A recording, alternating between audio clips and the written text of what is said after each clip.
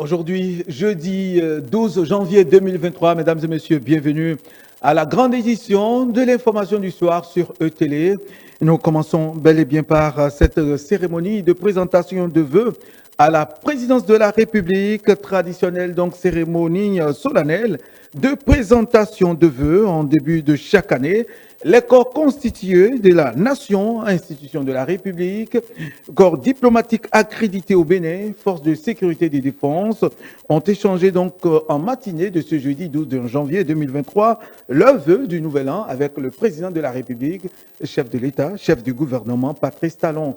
Nous allons retrouver le résumé de cette cérémonie au cours de cette édition, mais il est à signaler qu'au cours de cette même cérémonie de présentation de vœux, le président de la République, Patrice Talon, a instruit le président de la haute autorité de l'audiovisuel et de la communication à des réformes urgentes pour l'essor des médias en général, les médias qui représentent le quatrième pouvoir. Sur l'émission spéciale de ce jeudi, Agapit Napoléon Maforican, ancien conseiller à la HAC, donne ici son avis. Le chef de l'État, Patrice Talon, engagé à offrir aux institutions de meilleures conditions, à l'image du rôle important qu'elles jouent pour le développement du Bénin.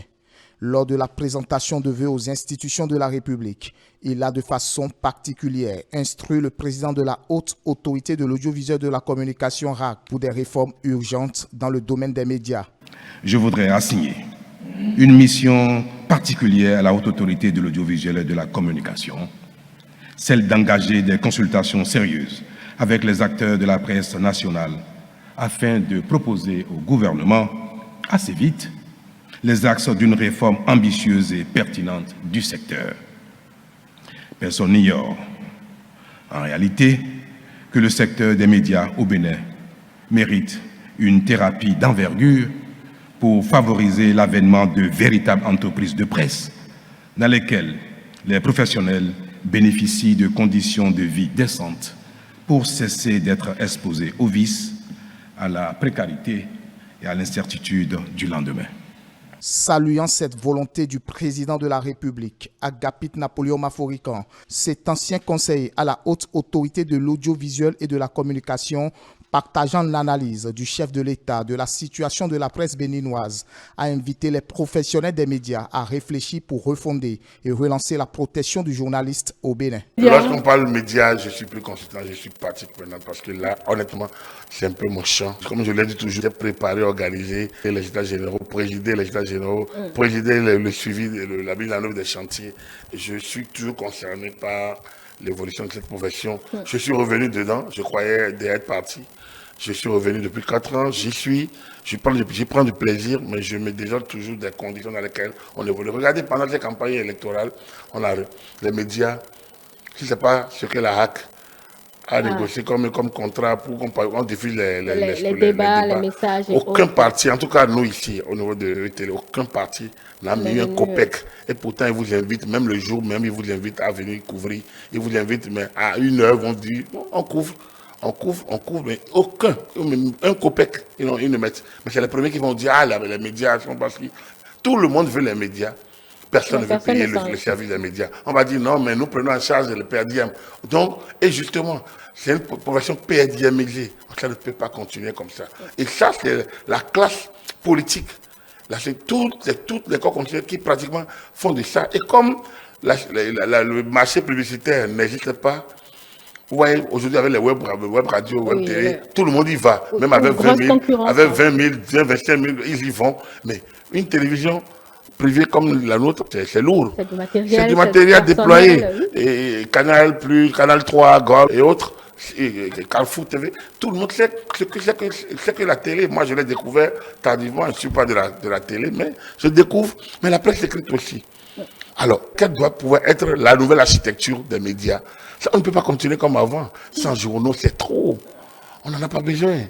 Les médias sociaux, quelle doit être leur place par rapport aux médias classiques qui ont une vocation sociale? Les ONG les invitent, les partis politiques les invitent gratuitement. Tout le monde les invite. Alors, si vous faites pour les partis de la mouvance, vous devez faire pour les partis de l'opposition. Si vous faites pour l'opposition, parfois on supplie même les gens pour qu'ils viennent intervenir. Alors, tout ça a besoin d'un regard de l'État. Merci au chef de l'État et courage à la HAC et nous mettons à sa disposition pour l'accompagner si elle nous sollicite. En tout cas, on n'attendra pas qu'elle nous sollicite, mais on va elle pour partager aussi notre vision.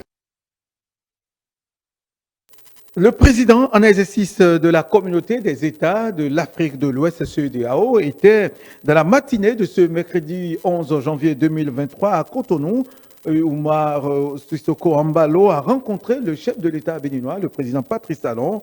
Plusieurs sujets liés aux élections du 8 janvier dernier ont été abordés. Écoutons le point de Witedi Gbagidi. En visite d'État au Bénin, le président en exercice de la CEDEAO était dans la matinée de ce mercredi 11 janvier 2023 pour rencontrer son homologue béninois. Accueilli par le ministre des Affaires étrangères et de la coopération, Oumaro Sissoko Embalo, chef d'État bissau-guinéen, a tenu des échanges avec le président de la République Patrice Talon, au cours desquels les sujets de démocratie, de sécurité et de développement étaient abordés. Je dois, devant vous, à nouveau adresser mes remerciements à mon frère, président Embalo de la Guinée-Bissau, président de la CEDEAO, qui a souhaité faire cette visite ici à Cotonou pour saluer le peuple frère du Bénin. Et d'ailleurs, en son nom, je lui adresse à nouveau tous nos remerciements, notre reconnaissance pour l'honneur qu'il nous fait. En effet, en tant que président de la CEDEAO, il a la lourde responsabilité de s'occuper de tout ce qui concerne notre sécurité à nous tous dans la sous-région, y compris nos problèmes de développement. Et à ce titre-là, il vient d'effectuer un séjour au Burkina et c'est à la suite de cette visite qu'il a fait l'étape de Cotonou pour échanger avec moi sur la stratégie que la CEDEAO est en train de développer pour faire face aux problèmes d'insécurité que nous connaissons.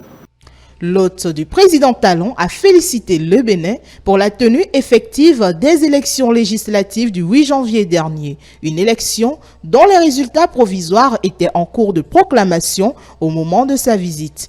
Le président en exercice de la CEDEAO a fait savoir aux hommes des médias que la mission d'observation de l'institution qu'il dirige lui a même déjà adressé un rapport de ces élections.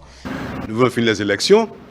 Il a reçu instant par instant le rapport de la commission de la CEDEAO, la mission de la CEDEAO qui est venue observer le processus électoral. Et il nous a félicité, il a félicité le peuple béninois, le gouvernement, tous les partis politiques ainsi que l'opposition qui a participé à ces élections-là et a donné désormais une autre image de notre pays. La question du terrorisme a aussi été abordée lors des échanges entre les deux hommes d'État. Précisément, il a été question des moyens techniques que la CEDEAO met en place pour faire face avec efficacité à cette situation dont le Bénin n'est pas épargné. À cet effet, Oumaro Sissoko Embalo a déclaré que le Bénin est un pays qui pèse beaucoup au sein de la CEDEAO. Les crises dans certains pays agissant sur le développement de ces nations ont également été évoquées. À ce sujet, le président Patrice Talon a affirmé que le monde va mal. Nos pays africains ne font pas exception aux difficultés que connaît le monde. Mais nous avons à prendre nos responsabilités pour trouver les solutions internes, pour passer ce cap difficile et pour renouer vraiment avec le développement. Voilà, merci à vous, Witedi. Et puis, nous abordons à présent la page des élections législatives. Les réactions des partis politiques s'enchaînent depuis la proclamation des grandes tendances par la Sénat. Pendant que les partis Mouel Bénin, FCBE et MPL prennent acte de leur défaite, le parti Les Démocrates conteste les résultats de la Sénat. Retour sur ces réactions et la mesure, et sinon la lecture que fait l'esprit électoral, position de ces différentes formations politiques. L'annonce des grandes tendances par la Sénat depuis ce mercredi a levé un coin de voile sur le nombre de sièges obtenus par les partis Union progressiste Le Renouveau, les démocrates, le bloc républicain et les noms des candidats qui ont pu tirer le épingle du jeu. Deuxième circonscription électorale, commune de Gogounou, Banikwara et Segbana. Nombre de sièges à pourvoir 4. Répartition des sièges. Les démocrates, 1 siège. Sounon Bokeh Soumaïla. Union progressiste, le renouveau. 2 sièges. Sina Unegi Biogounou Idrissou. Et au titre de siège réservé aux femmes, Sabi Goro Baké. 3e partie, bloc républicain, 1 siège. Sabiyo Sani Innocent. Dans la soirée de ce même mercredi, les partis FCBE et Moël Bénin ont reconnu leur défaite et félicité les vainqueurs. Je pense que Moël Bénin prend acte en fait du verdict en fait de ces résultats-là. Nous sommes un parti en construction et nous ne nous décourageons pas. Nous sommes l'avenir, nous sommes résolument engagés pour construire en fait l'avenir du parti. Ces résultats provisoires ne nous permettent pas de siéger à l'Assemblée nationale. Nous en prenons acte et tenons à remercier les militantes et militants et tous les électeurs qui ont porté leur choix sur les candidats du parti FCBE. Même réaction du côté du parti Mouvement populaire de libération. Un grand vent de liberté aurait pu se lever sur notre pays. Le sort des urnes que je respecte en a voulu autrement. En dépit des 2 semaines de méthodes déloyales, brutales et violentes, similaires à celles subies au quotidien par les Béninois, nous avons bravé les difficultés pour participer à cette élection. Avec 31 641 voix, selon les grandes tendances proclamées par la Sénat, le résultat de ces législatives représente en lui-même une belle victoire pour notre jeune parti. Une pure victoire qui n'a souffert d'aucun achat de conscience et de pratiques malsaines observées au cours du scrutin. Si ces formations politiques acceptent de s'en tenir au verdict de la Sénat, le Parti Les Démocrates, 3e d'ailleurs dans le classement des regroupements politiques devant siéger au Parlement, conteste les résultats proclamés par la Sénat et exige que soit établie la vérité des urnes. C'est pour cette raison que le Parti Les Démocrates s'active déjà pour introduire des recours auprès de la Cour constitutionnelle afin qu'il soit rétabli dans ses droits. Le parti exhorte les militants au calme et à la sérénité en attendant le verdict de la Cour constitutionnelle. Jusque-là, les responsables des partis Union progressiste Le Renouveau et le Bloc républicain, respectivement premier et deuxième, avec 37,56% et 29,17% de suffrages exprimés, ne se sont pas encore adressés à la presse. Selon Agapit Napoléon Maforican, expert électoral, ils sont tout simplement dans l'attente des résultats définitifs de la Cour constitutionnelle. Je connais le projet Diogbenon qui est très ancien président de la Cour constitutionnelle, très à cheval sur la rigueur donc c'est très exigeant sur les principes et les procédures. Donc du coup, peut-être que l'UPA attend la publication des résultats de la Sénat et de la Cour constitutionnelle, les résultats définitifs.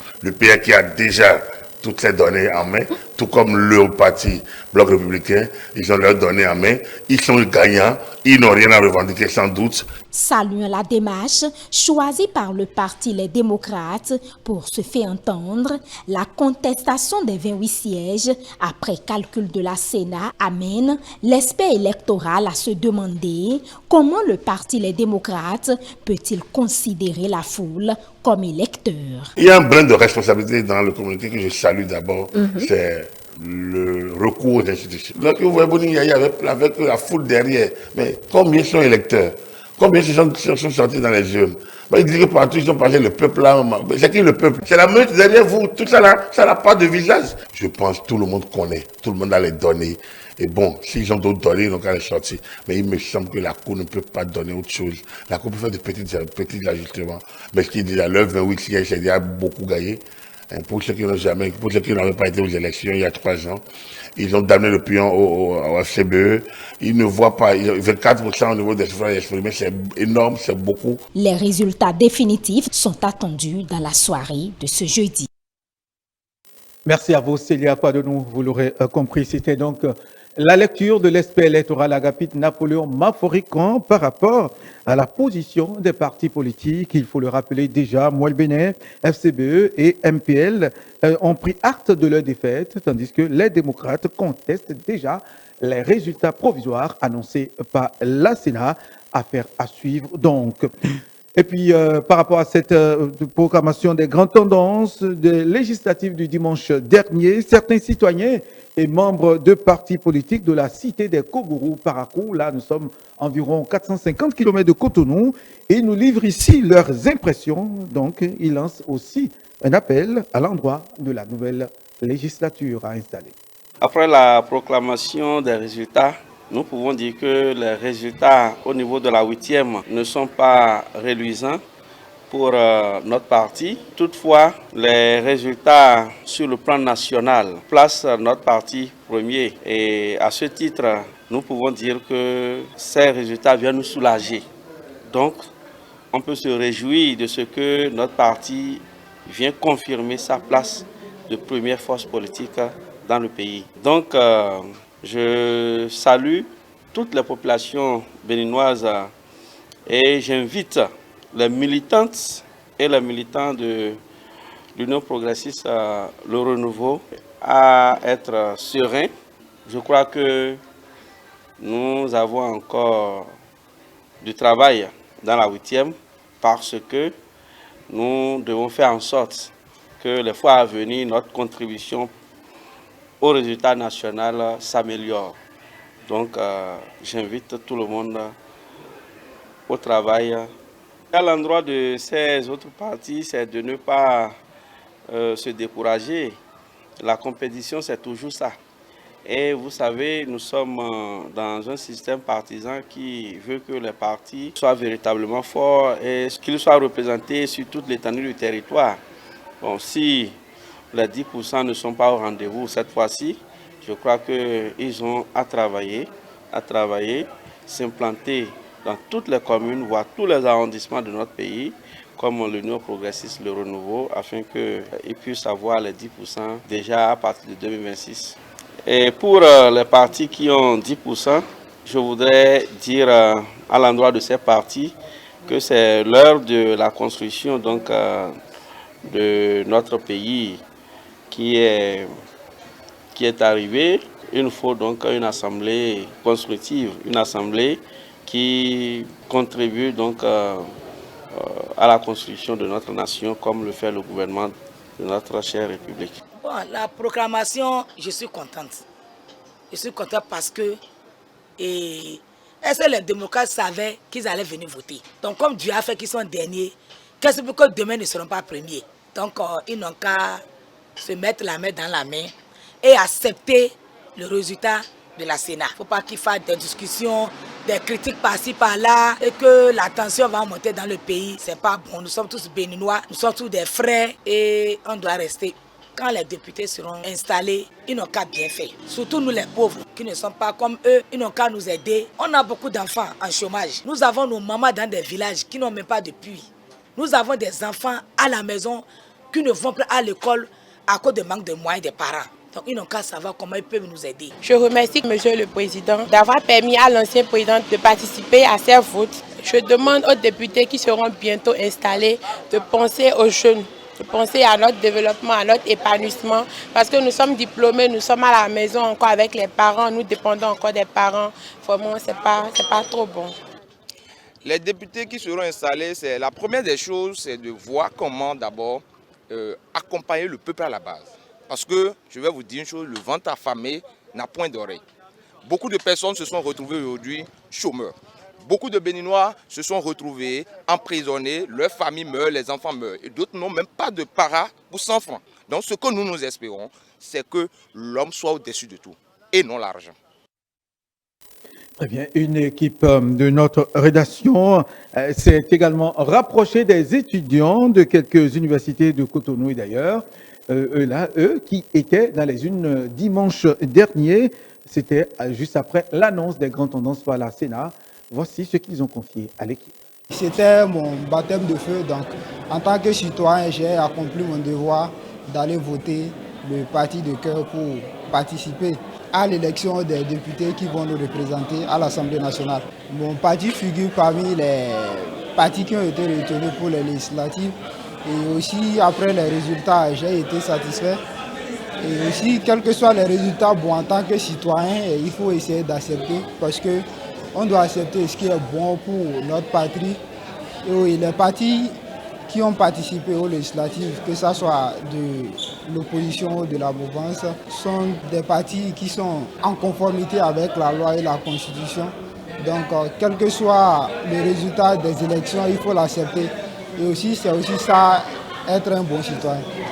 C'était ma première expérience de vote parce que déjà, je n'avais jamais voté. Et puis, ça s'est très bien passé. Le parti que je soutenais fait partie de ceux qui ont gagné l'élection. Du coup, je suis vraiment contente que déjà, le parti que je soutiens peut bien représenter notre pays et puis peut aussi faire des changements dans le pays et tout. Donc, du coup, je suis vraiment émue que mon parti fasse partie des partis qui ont gagné aux élections. Voter, c'est un devoir pour tous, mais je ne pense pas qu'on est obligé de voter. Si quelqu'un ne se sent pas de voter, on ne peut pas quand même l'obliger à voter. Moi, j'ai voté parce que je voulais voter. C'est un devoir, c'est vrai, mais j'avais aussi envie de voter. C'était une première expérience, mais ça s'est bien passé. Et ce qui m'a fait le plus plaisir, c'est que le parti que j'ai voté se retrouve parmi les gagnants, donc c'est l'essentiel. Le dimanche dernier, j'ai pour la première fois accompli mon devoir civique et après que les résultats soient proclamés, et je me suis sentie fière. C'est comme si j'ai soutenu l'équipe gagnante. Mais c'est d'ailleurs ça, parce qu'en tenant compte des résultats provisoires, le parti pour lequel j'ai voté ira à l'Assemblée. Donc un sentiment de choix m'anime parce que je me dis que pour la première fois que j'ai voté pour le bon parti, j'ai fait le bon choix. Je pense qu'ils feront le devoir pour lequel nous les avons élus et que le meilleur viendra. Merci. Enfin, le 11 janvier 2023, des activités entrant dans le cadre du pèlerinage culturel Vaudon 2023. Durant 3 jours, plusieurs tâches ont été effectuées après le lancement officiel, le 9, et la célébration officielle du festival. Le 10 janvier dernier, la journée de ce mercredi a été consacrée à la parade culturelle et cultuelle des sociétés secrètes, des animations et démonstrations. Suivons ensemble.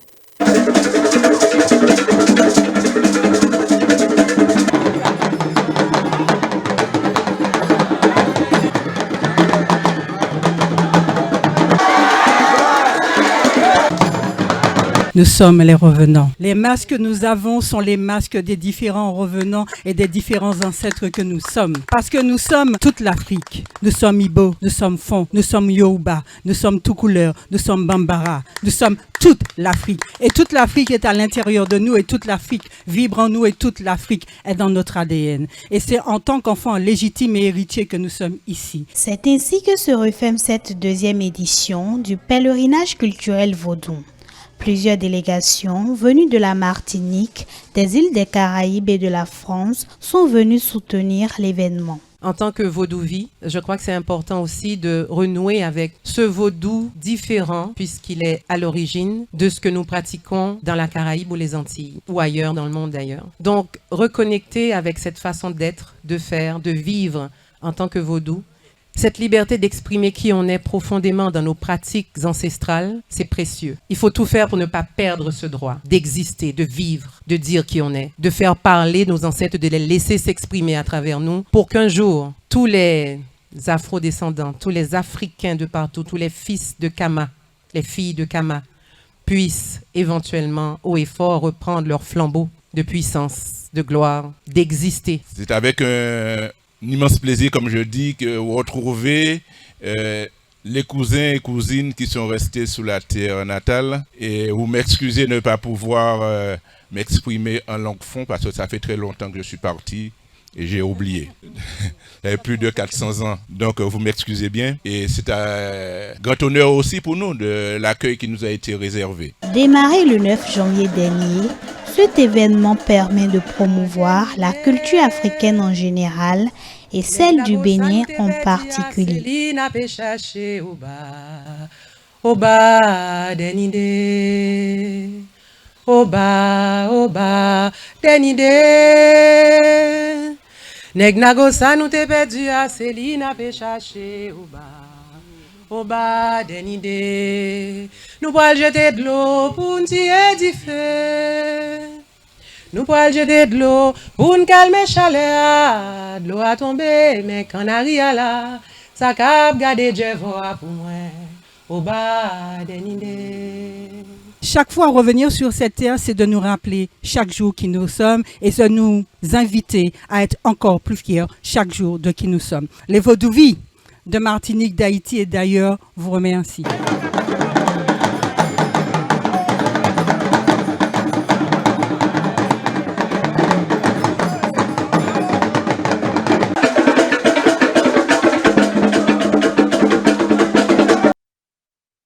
Et ça, c'est la richesse du Bénin. Mesdames et messieurs, c'est sur cette note que nous allons mettre un thème à cette édition, tout en vous rappelant que ce matin, en matinée de ce jeudi 12 janvier 2023, il y a eu la traditionnelle cérémonie solennelle de présentation de vœux à la présidence de la République, institution de la République, corps diplomatique accrédité au Bénin.